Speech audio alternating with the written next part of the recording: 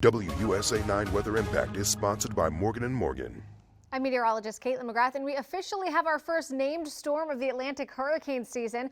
As of the 11 a.m. National Hurricane Center update, Arthur is on the map and not going to be with us for very long, and just kind of on the edge of tropical storm characteristics, with winds at 40 miles per hour, gusting 50, moving northeast at around 9 miles per hour. So moving very slowly, and that's going to be a concern here over the next several days, because the biggest risk with Arthur is going to be heavy rain and flooding as a result. So you can see the center of the storm right now just off to the southwest of Houston, right along the Texas Gulf Coast, and forecast to become the remnants of Arthur later tonight. So again, the storm really will not be with us for long, and then it continues to track through Louisiana, eventually into Mississippi, Alabama, and just dumps rain on parts of the southeast here over the next several days and even into the weekend. Now, there could be some tropical storm force winds today along the upper Texas and Louisiana Gulf Coast, where we have tropical storm watches in effect for parts of Texas and a tropical storm warning for parts of Texas and into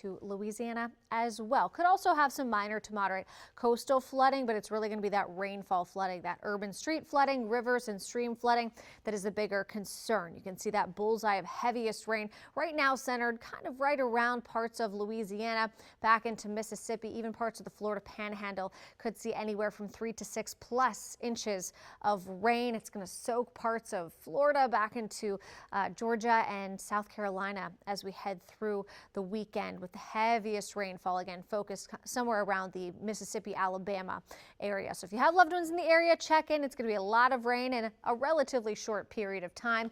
So certainly going to be watching those flood threats here over the next several days. Now, closer to home today, not quite as comfortable as it's been the past several days, but still not bad. Dew points will generally be in the low 60s today, which is still comfortable. Tomorrow we really start to crank it up with dew points in the upper 60s and low 70s, but today really not feeling any hotter than it actually is, and that's a good thing because it is plenty hotter than it has been, with temperatures back in the upper 80s this afternoon. We'll have just a few clouds around, but still plenty of sunshine as well. Low chance for a sprinkle or two, but I do think today we stay nice and dry, and then later this evening we'll clear skies out a bit and see some showers and storms return for Thursday, which will be our muggiest day here of the next several. That's going to make our temperatures feel closer to the triple digits as we head throughout tomorrow afternoon. Actual temperatures will be in the mid to low 90s, but feeling about 5 to 7 degrees hotter than it actually is. And while the risk for some storms does look low, it is just going to be so hot, so humid. It doesn't take much with conditions like that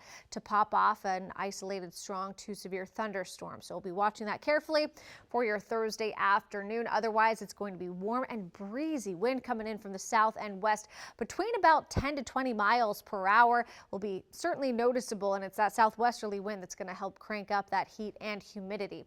Now, Futurecast does try and show a few isolated heavier downpours for areas north and west early tomorrow morning. They kind of peter out throughout the morning, so not super concerned about that. If you are in parts of West Virginia, Western Maryland, you might have some briefly heavy rain early tomorrow morning.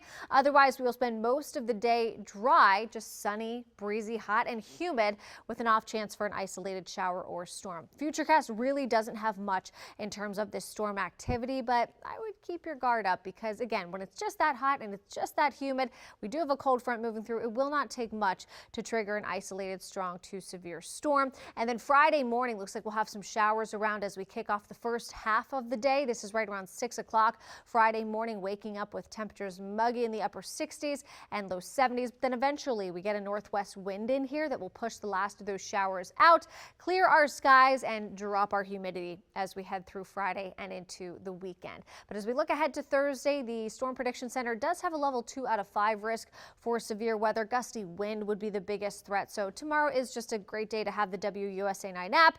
You can use our interactive radar to track where those storms might pop up, but I certainly wouldn't cancel or change any plans over the chance for an isolated shower or storm. Friday, we'll get those showers out of here early, clear things out for the afternoon. The weekend looks great.